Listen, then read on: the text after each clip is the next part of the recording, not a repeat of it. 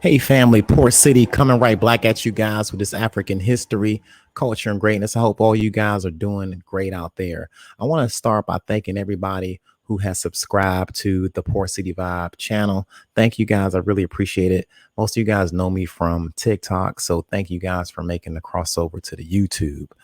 We're going to get right down to it. This build is going to be on the origin of man. We're going to talk about the polygenesis model versus the monogenesis model. Okay. And we're going to get started. Okay.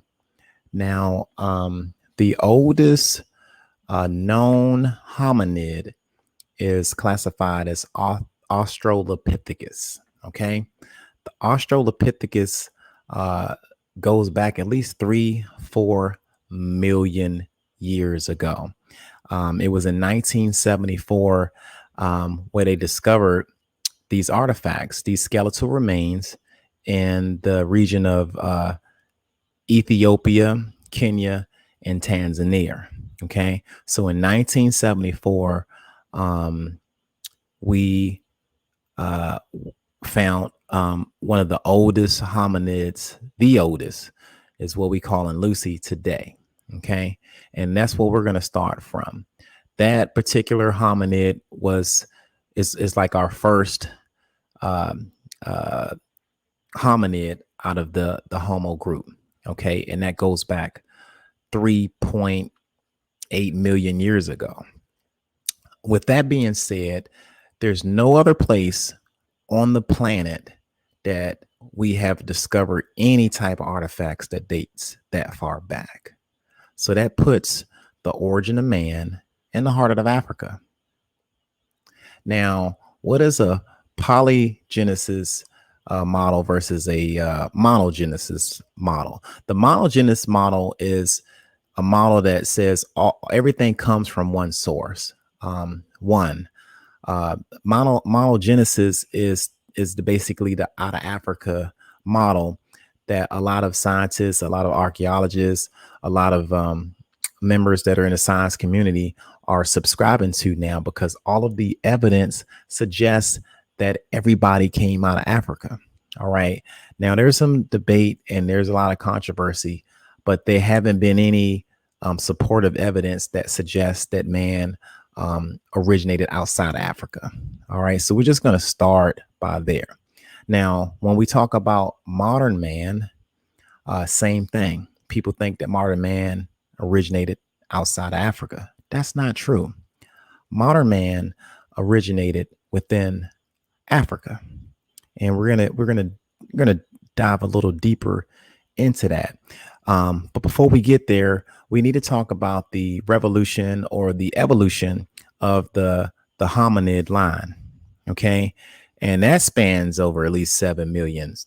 You had Australopithecus, you had Homo habilis, and you had Homo erectus, Homo sapien, Homo sapiens sapien. Okay, from a span of between 5 million years to up to 30,000 years ago, you had these different changes within the human line that took place within Africa and outside of Africa, but the origin of mankind all started in the motherland. All right. So moving forward, I got a little things here that I was gonna go ahead and try to share my screen on a little bit of research that I've been kind of pulling up about this topic. Now, migrations. Now, African origins and migrations. We, we were migrating out of Africa for at least 700 million years. Okay, but there's different regions across the globe that we traveled to. Okay, now you have the first hominid migration from Africa took place about 700,000 years ago. You had modern humans migrating from Africa at least 30 to 50,000 years ago. And the first course that the modern humans took was the course that went directly to Australia. Australia has some old DNA history when it comes to the human line. All right. So I just want to kind of touch base on that a little bit for you, kind of get everything going. You need to know the difference between polygenesis, meaning more than one origin, different origins to different places. The science and evidence don't suggest that at all. What the science and the evidence and the archaeological remains and stuff all is coming out of Africa. You don't have any you don't have any bones that's over 1 million years old any other place um, outside of Africa. All right, so that's where we're at. I like to move on a little bit, and we're gonna I'm gonna see if I can try to share this screen at some point. We're going to talk about what a species is. A species is a group of living organisms consisting of a similar individuals capable of exchanging genes, okay, and interbreeding. So, family, I say that to say this. When it comes to humans, whether they are European or African, we all are the same hominin. We all have a common ancestor that goes back to Africa.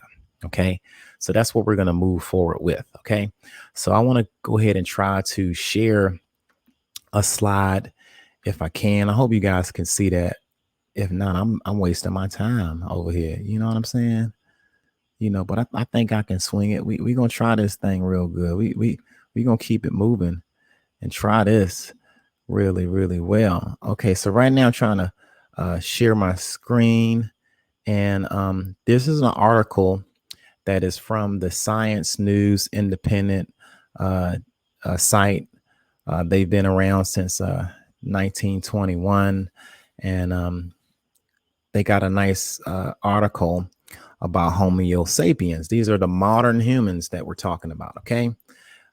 This article, I don't have a date on it, but anyway, this particular article says Homo sapien bones in East Africa are at least 36,000 years older than once thought. So we're having new evidence that's pushing the date back on some of these modern humans that originated out of Africa. It says volcanic ash dating pushes back the age of the human fossils found in Ethiopia. All right. So originally, they let's look and see exactly what this says. Okay, there's a date. This was published actually this year. So the deeper they dig, the blacker things get. And here's what it says: the fossils from the oldest known Homo sapien individuals in East Africa are more ancient than previously thought. A partial Homo sapien skull and associated skeleton parts found in 1964. I said 74, but anyway, 1964 in Ethiopia in the Omo River date back to at least 230,000 years ago, pushing back the age of fossils by 36,000 years or more, and age well exceeding over 200,000 years for the Ethiopian fossil known as Oma 1. Fits with recent fossil discoveries suggesting that Homo sapiens evolved across Africa. Right? You hear that? Homo sapiens evolved across Africa approximately 300,000 years ago. Okay, so moving forward in the article, let me see if I can blow this up a little bit better. Oh, there we go. Okay, so let's go a little deep into this article real quick. It says a volcanic eruption about 230,000 years ago left a layer of ash atop a sediment that yield the Homo sapien fossil, says a volcanologist. I didn't even know they had those. And the University of Cambridge. The ash layer displayed a chemical fingerprint matching that of a volcano crater located about 350 kilometers northeast of the fossil site. A massive eruption that spewed volcanic ash that warped to the Omo, that the researchers say dating of hardening ash at the volcanic crater led to a new age estimate.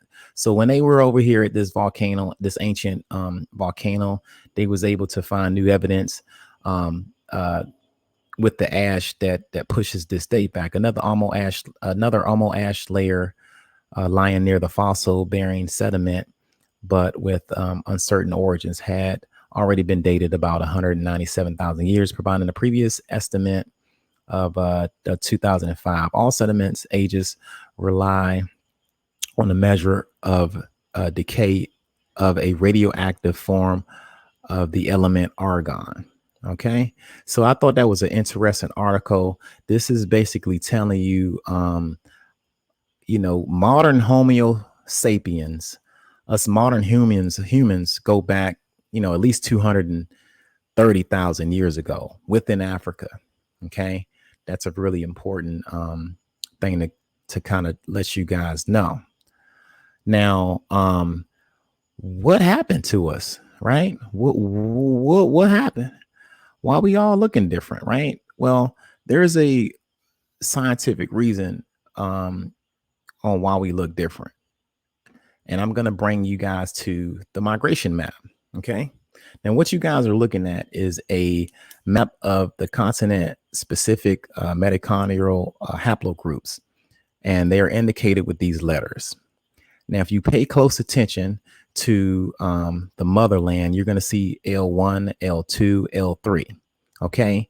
These L's were the modern humans right out of Africa. Now, you had some Africans that evolved and that changed within Africa as well. You had a couple of changes with us within the continent, and you had some dramatic changes outside of the continent. Okay, so just like I said before, if you look at the L3 and it goes into Eurasia, just look at that. This migration, and it wasn't just everybody just packed up their stuff. Like I said, a separate group of modern Africans decided to get on out of here and to go up to this northern hemisphere region.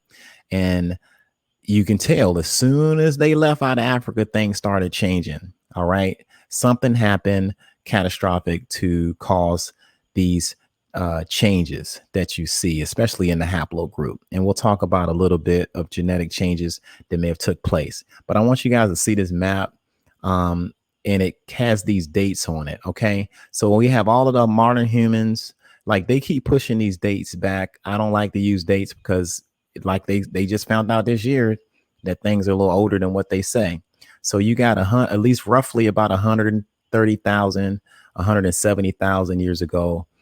Let's just say 230,000 years ago, you had modern humans walking upright, populating the world at that moment. Now, once we get to Eurasia, to over here to these yellow areas here, I'm gonna blow this up. Oh no, hang on, sorry, family. I'm gonna blow this up again.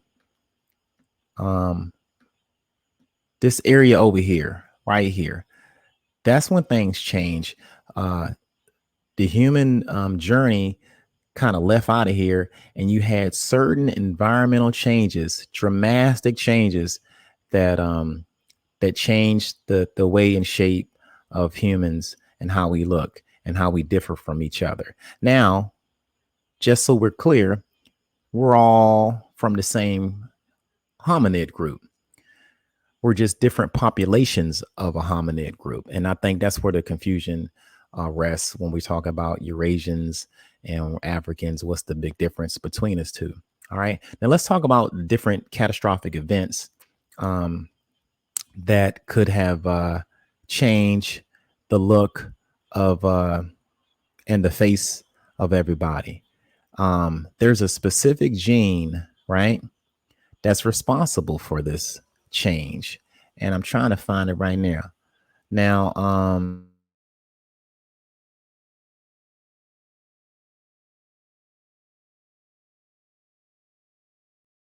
right, give me a minute for this thing to pull up. Of course, everything's taking forever. All right, let's see right here. This is a really good article pertaining skin genetic changes. This ain't the one I'm looking for though. Give me a minute, family. Give me a minute. We gonna find this thing here. Where'd you go? Where'd you go? Give me a minute, family. I'm trying to find. There's a specific gene that's responsible for skin pigmentation. Where we go? I'm just pulling up anything. All right. Apparently, this ain't working the way I like it to work. So I'm gonna go over this one more time here. All right, give me a minute, family. We cooking. We still got the grease in the pan. We cooking. We gonna build on this thing. What happened to this? I just had it up here. All right, let's go back here then. There's a specific gene that I'm looking for.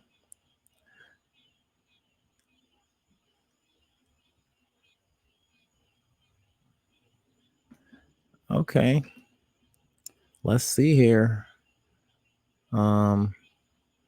Let's see if I can pull it up, family.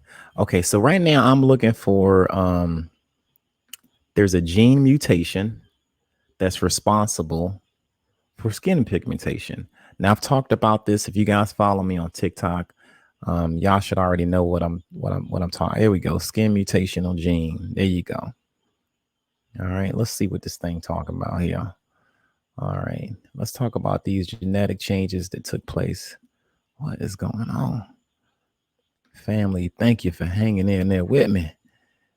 Thank you. Okay, right here. This good enough for me. Let's just blow this up. Okay, let's talk about the gene SLC24A5.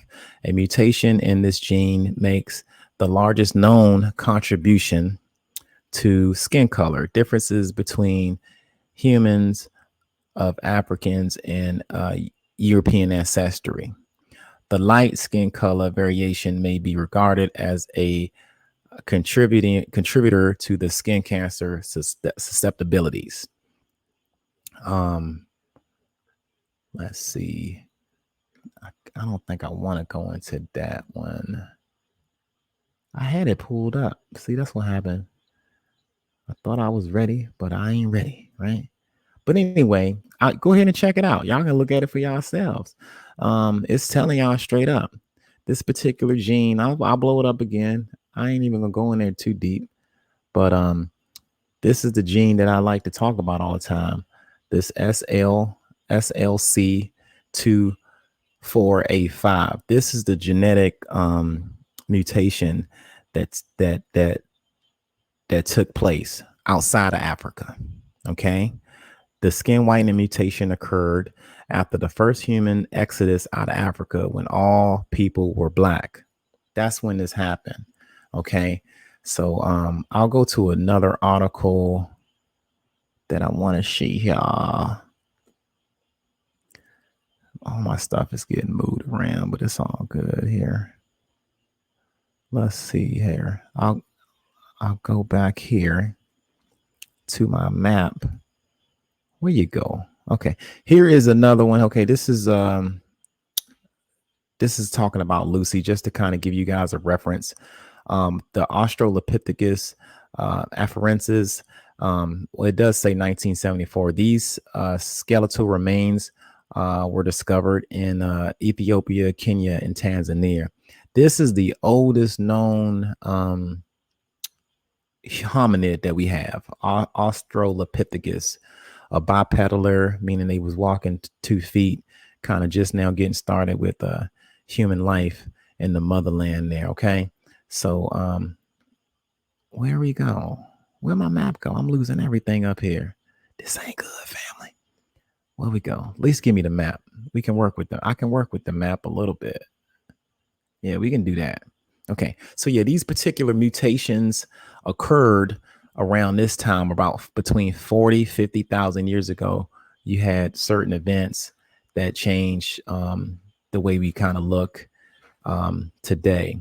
All of these were contributing factors out of Africa. Where is this at? Nah, that ain't it. I thought I had it. Come on. Come on. All right. All right, family. Forgive me here. I'm up here. I had all this stuff. This stuff. There we go. Okay. That ain't what I want, dog. That's not what I want. Here it is. Is that it? Oh, dang. It's right here. Sorry, family. I apologize about that. All right. Let's look at this article right here. Um, this one, how Europeans evolve white skin.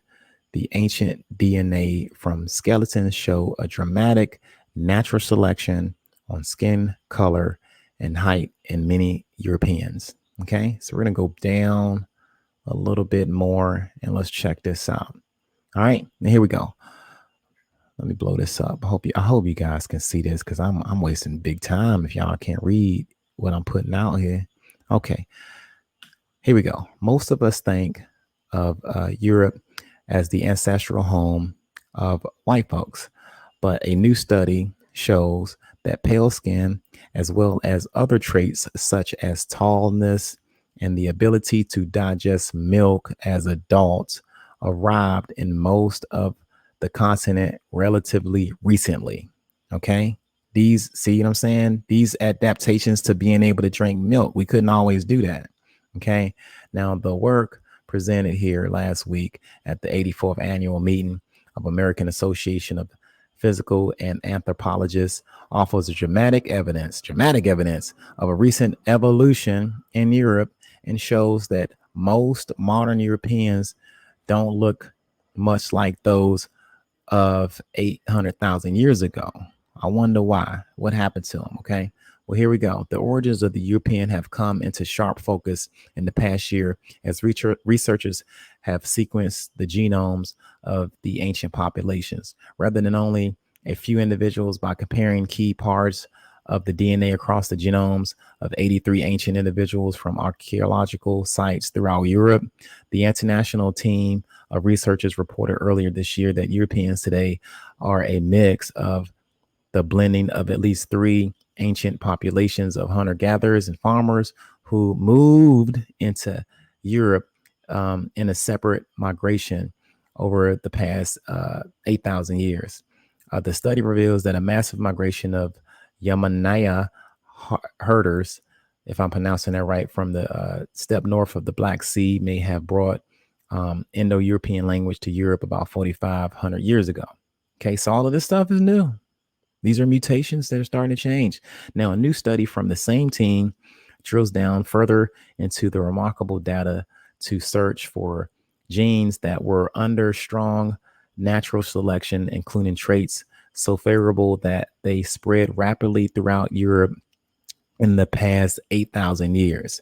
By comparing the ancient European genome with those of recent ones from 1,000 Genome Project population geneticists from Harvard Lab, population geneticists found 5 genes associated with changes in diet and skin pigmentation. Here we go. It gets deeper, y'all. It gets deeper, y'all. Okay, so these are changes in the diet, changes in skin, all outside of Africa because the environment was different outside of Africa. First, scientists confirmed an earlier report that the hunter-gatherer in Europe could not digest the sugar in milk 8,000 years ago. Y'all hear that? So, you know, when the Africans arrived, they couldn't consume it. They had to adapt to that. They also noted that an interesting twist, the first farmers also couldn't digest milk. The farmers who had come from the Near East about 78,000 years ago, and the Yamana pastoralists who came from the steppes 4,800 years ago lack the version of the LCT gene that allows adults to digest sugar and milk. It wasn't until 4,300 years ago that lactose tolerance swept through Europe. Y'all understand? Okay, so here we go. It gets a little deeper. All right. So when it comes to skin color, the team found that a patchwork of evolution in different places and 3 separate genes that produce light skin telling a complex story for how European skin evolved to be much lighter during the past 8,000 years. Now, here, I want you guys to look at this here, okay? It says the modern humans, right, who came out of Africa to originally settle in Europe about 40,000 years ago. So, about 40,000 years ago, when the environment was safe enough to travel from Africa to Eurasia, you had a group of modern Africans that was going into Asia. All right. And it said years of presumed had hardened the skin. It would say years are presumed to have hard, dark skin, which is an advantage in sunny latitude. So basically, they're saying dark skin was an advantage in Africa. It was a disadvantage in Europe. And there are now new data confirmed that about 8,500 years ago, early hunter gatherers in Spain and in Hungary also had darker skin. So they're telling you guys that the first Europeans were dark, melanated Africans. All right. Now, the lacked version of the two genes, I just talked about it, SLC245 and SLC452, that led to depigmentation, therefore pale skin in the Europeans today. All right. Y'all see that? But in the far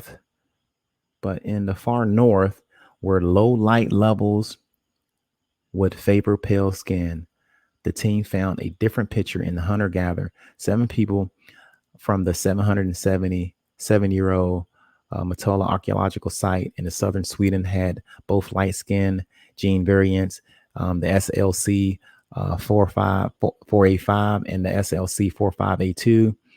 They also had a third gene, HRC2OCA2. This is my first time hearing about that one, which causes blue eyes and also may have contributed to the light skin and blonde hair.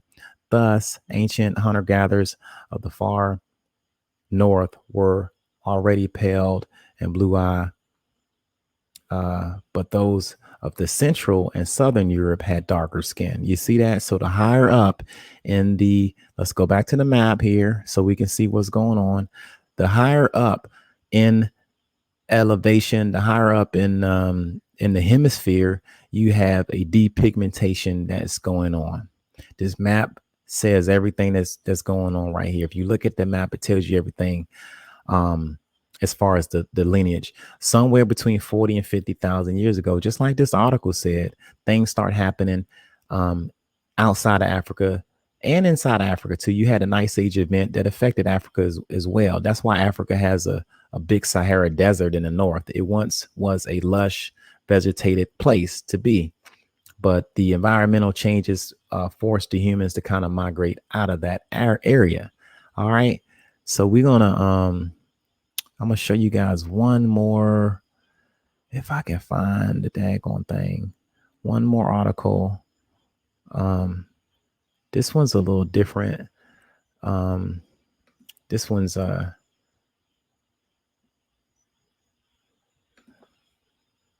involving the DNA here. Okay, so we're gonna tie it all back in.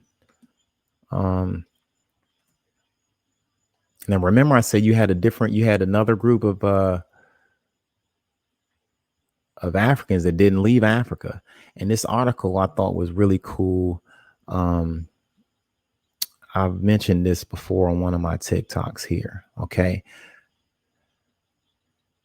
and check this out. Okay, ghost DNA in West Africans complicates the story of human origins.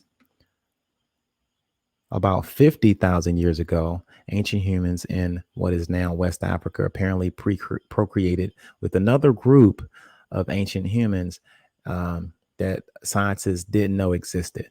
So this is with DNA. All right, and here we go. Check this out, family. We're going to blow this up.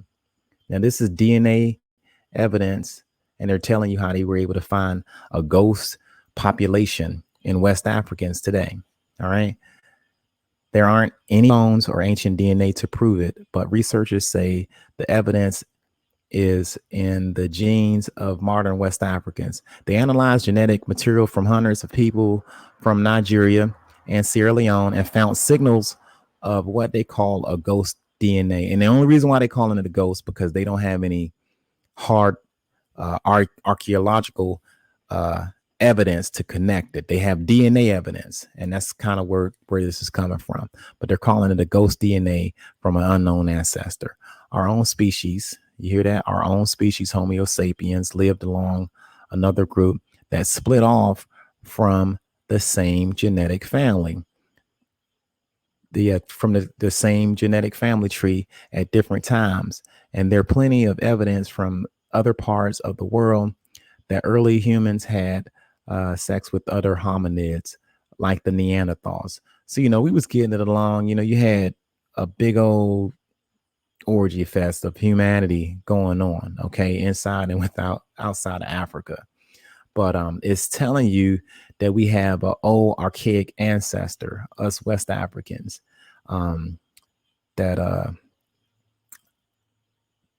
procreated with the modern day Africans before the Neanderthals. Okay, now it says the Homo sapiens lived along. Okay, let me see why. That's why Neanderthal genes are present in human today, and in Europeans. And the Denisovians. So before the Denisovians and the Neanderthals, you had a ghost population within Africa that the West Africans shared this ancestry with. The findings of the ghost DNA published in the Journal of Science Advance further complicates the picture of how Homo sapiens and modern humans evolved away from other humans and relatives. And there is some, it was one article that I'm trying to find that there was benefits from this archaic ghost population. I'm not going to go. I'm going to close that out. There was benefits. I'm going to stop sharing my screen real quick. There was benefits from this archaic hominid. You had tumor suppressing benefits and a lot of genes, positive genes. See, these were genetic mutations that took place within Africa, and you had genetic mutations that took place outside Africa. You had genetic mutations that caused skin to lighten. You had genetic mutations that make humans able to consume sugar milk outside of Africa. And within Africa, you had a lot of genetic mutations that made us less susceptible to cancerous type of pathogens. So in a nutshell, we're all African. It's just that those Africans that left out of Africa had a lot of changes, a lot. They went through a whole lot, and they're not the same Africans that left, of course. Okay. But in a nutshell, I just wanted to kind of bring that to you guys to show you, the human origin. And it's not it's not a polygynous model that you can really stand on. You don't have any hominid, any archaeological evidence that suggests that we have any humankind origins outside Africa. And that's pretty much where it's at. Now, if you're getting value out of this, go ahead and subscribe. If you're getting value, go ahead and like. I'm going to go ahead and wrap things up. I wanted to kind of bring that to you. I hope you guys was able to see what I was sharing. I won't know until the last minute, but I want to thank you guys for hanging in there with me. If you haven't subscribed yet, go ahead and subscribe and go ahead and thumb up this video.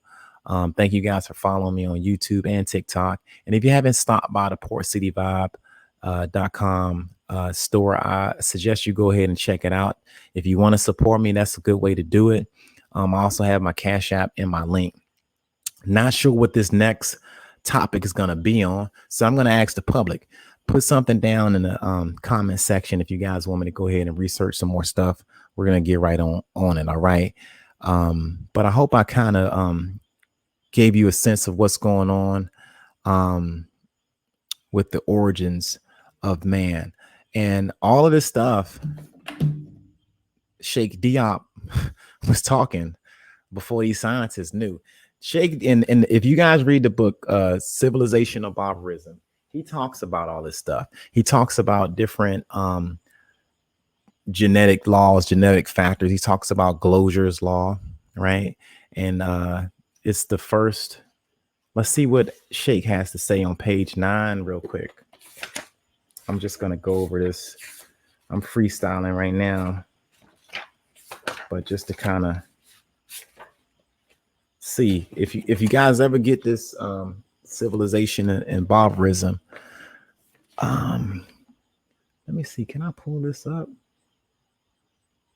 I might can pull it up, but whatever. But Sheikh Diop, he said that humankind born around the Great Lakes region, um, towards the equator, and Sheikh says that you had to be pigmented in order to be able to survive around these climates, and he factors in Glosier's law, calls for warm-blooded animals to be pigmented in a hot and humid climate. So basically, wherever your environment is, you're gonna adapt, you're gonna change, your body is gonna do some things so that you can survive it. And Sheikh Anti Diop was talking about this a long time ago. He talks about the Cro-Magnon man. That's what we was calling these Europeans, the ones that originated about 30,000 years ago in Europe. And he talks about all that. So you guys go ahead and get that book and go ahead and research it and stuff. But Sheikh Anti Diop was all on this a long time ago, and we're still finding information. I just showed you guys an article where we found a ghost hominid, y'all. A ghost archaic human population. They gave us good mutations. We got the good ones. You understand? We were able to fight certain cancers, all types of stuff. But to be able to be tolerant to milk and sugar and lose your pigment and stuff, that was an environmental type of a change that took place outside of Africa. All right. So if you guys got any value out of this, go ahead and thumb up the video. I really, really appreciate it. It helps this algorithm, do its thing. All right. So if you guys have another, topic that you guys want me to talk about pertaining to African history, culture, and science, don't be afraid. Just drop something in the comment section. All right. So I hope you guys enjoyed all of this. And I hope you guys saw what I was trying to share. I wouldn't even know. I won't know until after. All right. So Port City signing out. We'll get back with you guys later. Get back to you later here in a minute. I hope all you guys have a great day, night, wherever you guys at when you're all seeing this. Okay. And I'm out.